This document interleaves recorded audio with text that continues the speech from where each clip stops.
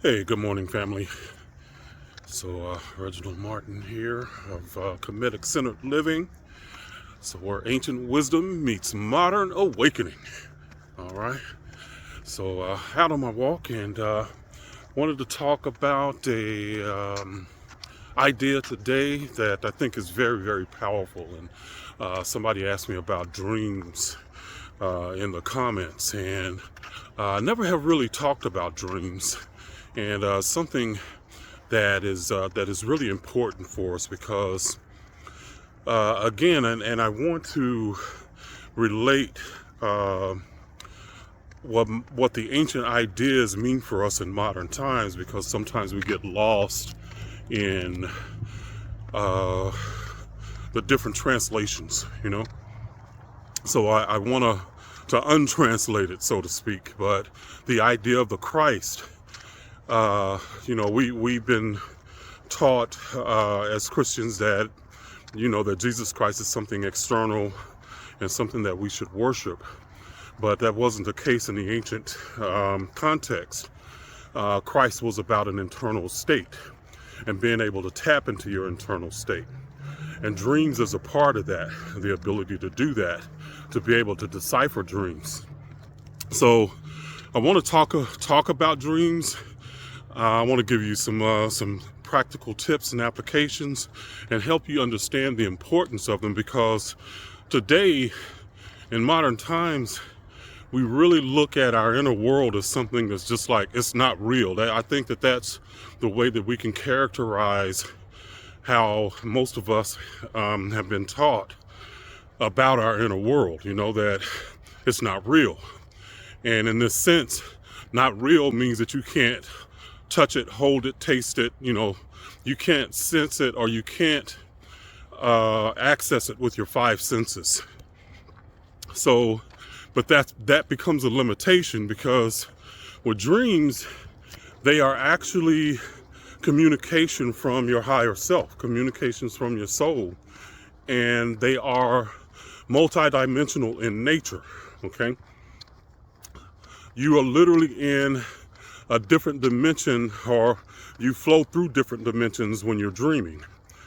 And just a little side note too, if you want to know what it's like when you die, pay attention to your dream state, because you are in the same state of being when you're disembodied as when you die, but you get to experience that every time or every night that you go to sleep.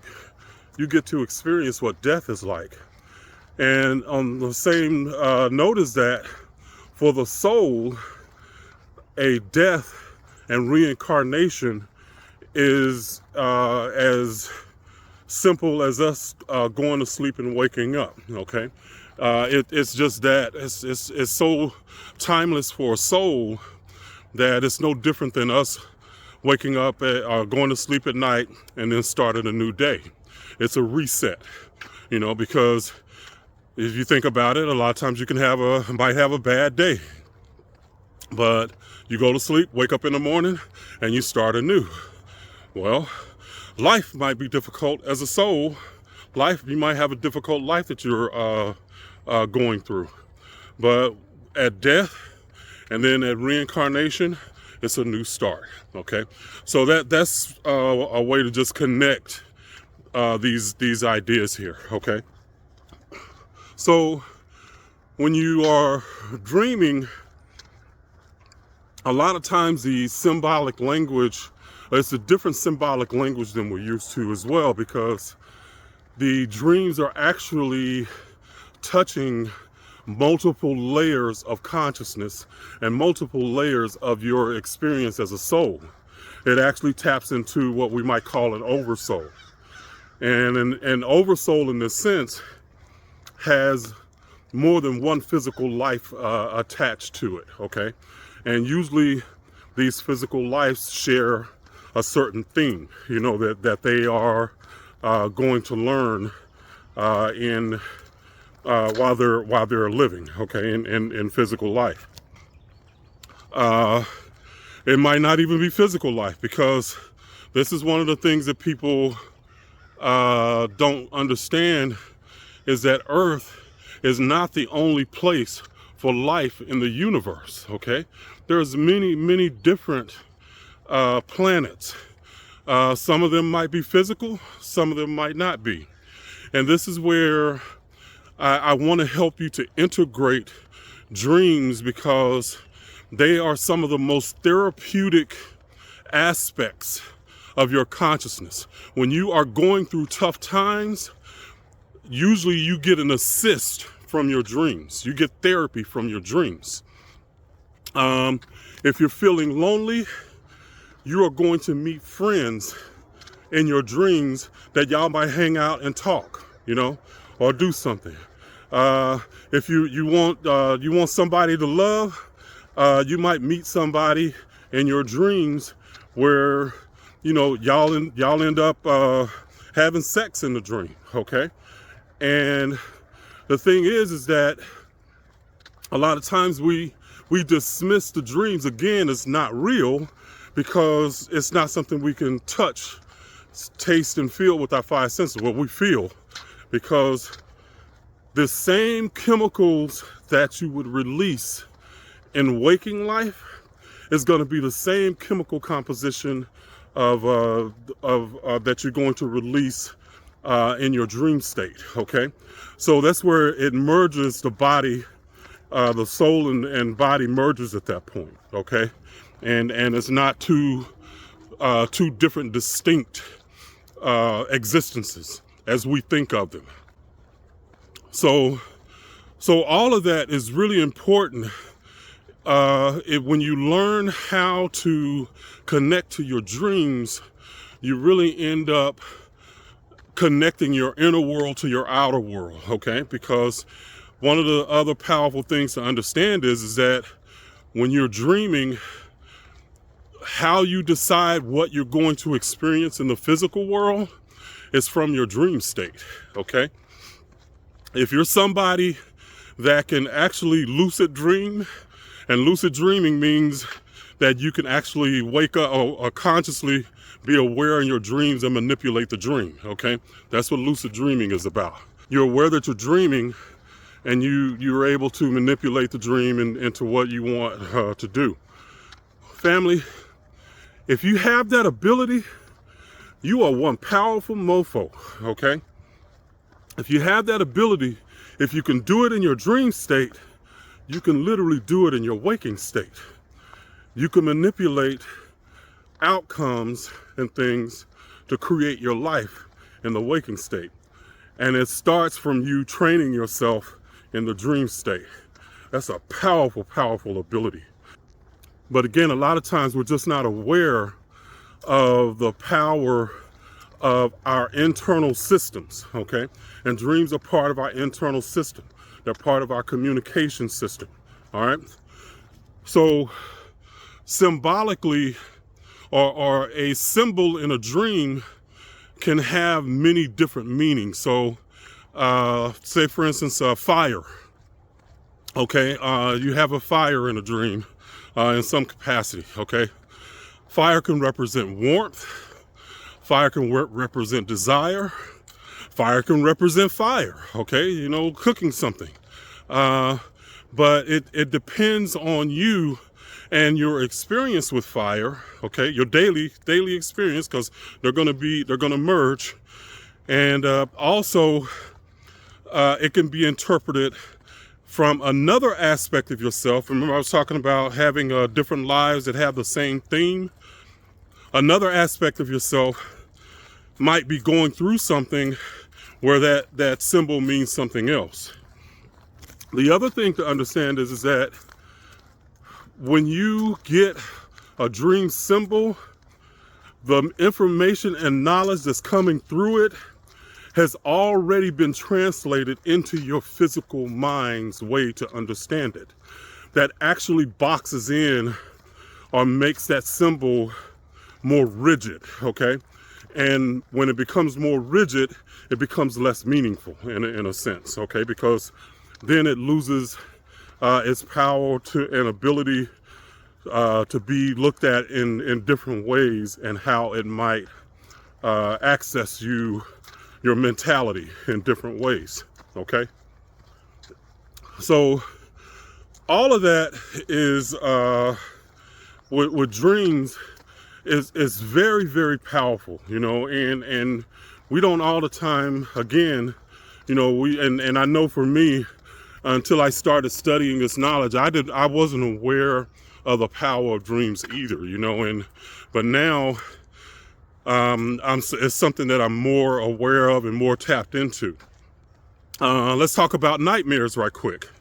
Nightmares. What's happening with a nightmare, first of all, is a signal that there is some disconnect that you have between your waking life, or some disconnect that you're having in your waking life. You might be dealing with something or going through a situation that's really causing you some mental pain, and you're not even aware of how much pain that it's causing. First, you're going to get the symbol in it. So a nightmare means that this is a dream, and it's been a repeat that you didn't pay attention to. And the nightmare is to make you go, oh, whoa, wow, whoa, wait a minute, what was that? You know, what was that about?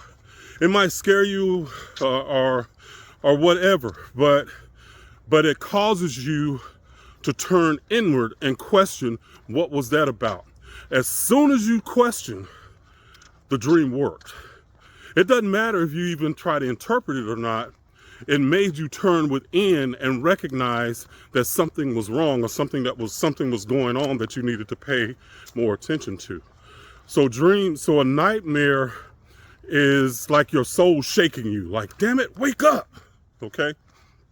That's what a nightmare is. But the symbols, when you're talking about deciphering them, you have to look at them in a way of how they function, okay? It's not necessarily, if you just look at the symbol, you might can get something from it, but it's the function of the symbol inside the dream. And I mentioned fire earlier. How is it functioning in your dream? Is it about warmth? Is it about desire? Is it about, light? Okay. So that's how you interpret the symbol. It's about the function of it. Okay. Just a tip on, I know a lot of people will say, well, I don't dream.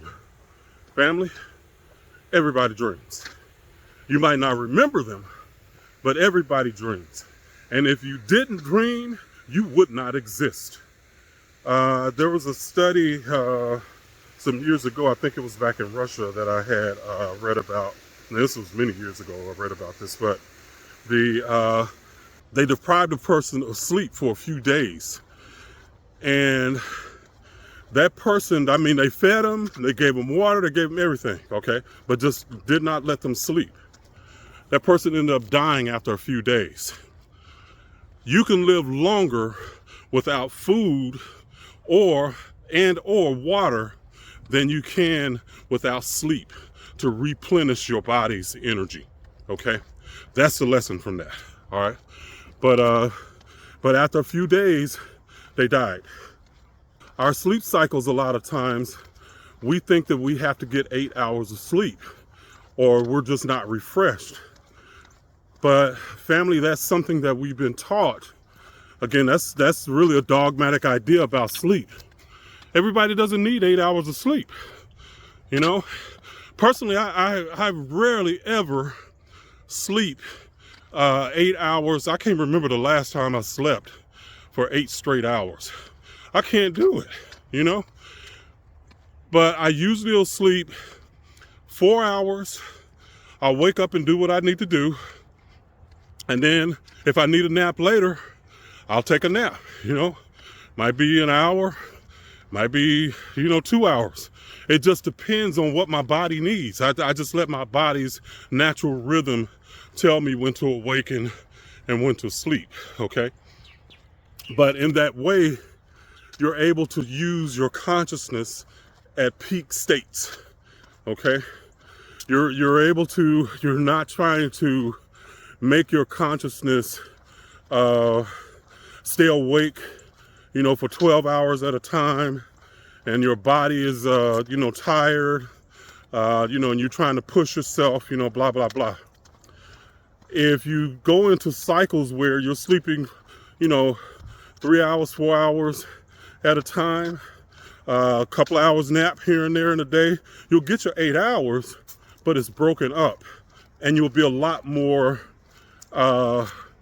consciously aware, because you'll be able to integrate mind, body, and soul better. Okay, you'll just be able to naturally do it. The cycle of waking up in the middle of the night. So most of us will wake up between 3 and 5 in the morning. We do our natural sleep cycles that I was talking about earlier, or the prescribed sleep cycle of 8 hours. No matter if you're sleeping, you're going to wake up at around 3 or 4 in the morning, okay? Most of us do that. And that is a natural pattern for our consciousness, okay? It's not something you're even in control of. You might not even be aware that you awoke, at that time. But it can be very advantageous to you when you're on this spiritual journey, because at that time, most people, the monkey mind is asleep, okay?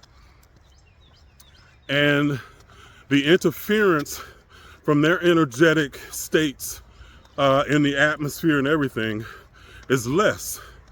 And it makes it easier to connect to your higher self. So if you wake up around that time and you want to meditate, if you're a creative person, you've asked a question before you went to bed about something that you wanted to learn, then at 3 or 4 in the morning, if you turn within and meditate, then you can download a lot of good information. Okay, it can be very powerful for you. Hey family, I wanted to make an addendum to the idea of waking and sleep cycles. That there is a rhythm of our sleep cycle. So that's one of the things that I was trying to get over, was like pre-dawn, like waking up at 3 or 4 in the morning. There's a natural rhythm to our consciousness, okay? That it's more heightened at that time. You can be more creative at that time. You can come up with more creative ideas. Like in the afternoon hours, there is a dampening of consciousness, and that's a time when consciousness starts to ebb downward in a sense. I don't know, it's hard to talk about these ideas, but the power of your consciousness starts to lessen, okay, be less. And you can see this where there are cultures, Latin cultures, that actually do a siesta in the afternoon, okay? And that's not by accident, or just people just did whatever. It was just they recognized the natural rhythm of their cycles, of their sleep cycles, and the culture revolved around doing a siesta in the afternoon, okay? So all through, when you're dreaming, you're going through a lot of these cycles a lot of times, and just when you can develop sleep patterns where you can take advantage of the cycles, you'll be naturally more creative when you do it. All right. So the dream state and dream life, family, connected, and it is a very, very powerful way to really connect mind, body, and soul. Don't dismiss dreams as not real, okay? You got to think of them as your internal feelings, your divine feminine. You're working inside that divine feminine aspect of yourself when you're asleep, okay? Because all of that is very real. All of it is very real. But one of the other things is, if you're saying that I don't remember my dreams, or I don't dream, usually what's happening is you're not naturally awakening. If you wake up to an alarm clock, it literally obliterates all the chemicals that are needed to project you into the dream state in an instant. And no, you don't remember them. So if you wake up to an alarm clock, very rarely will you remember your dreams, okay? But if you're just waking up naturally and slowly from the dream state, then one of the things I do is just, when I recognize that I'm dreaming, I'll immediately start to focus on it, and I'll start to remember back my dream and what I had dreamed before I fully awaken, okay? And when I do that, I can actually carry the dream over into my consciousness, waking consciousness, and I can remember more of the dream. But it's because I'm waking up slowly and I recognize it, and I'm able to turn my awareness into myself and see, remember the dreams. I literally start to going back over what was happening in the dream. And as I awaken, it's still connected to my waking state, and I can remember it longer. Write them down. Write them down, and then you can analyze the dream and analyze the symbols for yourself, okay? All right, family, one more addendum on dreaming, and I want to connect this back to our negative programming with religion, because a lot of times we can be taught that things that we're not knowledgeable of, that we should fear it, or just things that we don't know, we automatically fear. And the dream state is something that we can fear, that a lot of us fear, because we think in terms of meeting demons. When we dream, we see demons and stuff like that. And to us, it's amazing. People will say that, the dream is not real, but they will damn sure argue for demons being real. So, which is an interesting dichotomy in how you view those two things. But my point on this is that if you you're going to take your beliefs with you into your inner state. You're going to take your beliefs into and you're going to filter your inner experiences through your beliefs. And if you enter the dream state through your fears, then that's what you're going to attract as far as experience, okay? The experience is always going to mirror your belief system, okay? So that's part of the reason why I do what I do, is that I want to help you overcome that fearful perspective that we've been taught, so that you can go within and explore that inner world more freely, okay? But yeah, if you take your fears into your sleep and dream state, you're going to meet them, okay? They're going to be reflected back to you. All right, family, I hope that helps with the idea of dreaming and how it connects to you, mind, body, and soul. Family, dreams are powerful. Do not dismiss them. If you have dismissed them, don't. They are the most natural and powerful therapy for you that you will ever get, okay? Dreams are, man, they're an amazing tool for you in a way, okay? Don't think that what I'm telling you here, because I know a lot of people are coming in the comments, well, no, I dream like this, I dream like... Family, nothing here is absolute. I'm just telling you one simple aspect of dreams, okay? I'm not telling you that this is all that dreams is, because, people have premonitions and stuff like that. There's different ways that you can access consciousness. But I'm just talking about the natural and normal way, or I won't even say normal, the natural way that many of us do understand and awaken to dreams. There are some people that are absolutely gifted with that inner world in a dream state, and they can do things I can't even imagine, So, I've heard people talk about them, but it's not something, I'm not one of those gifted people like that, I have my own gifts, but not in a dream state. All right? Okay, family. Y'all have an amazing day, all right? Bye-bye.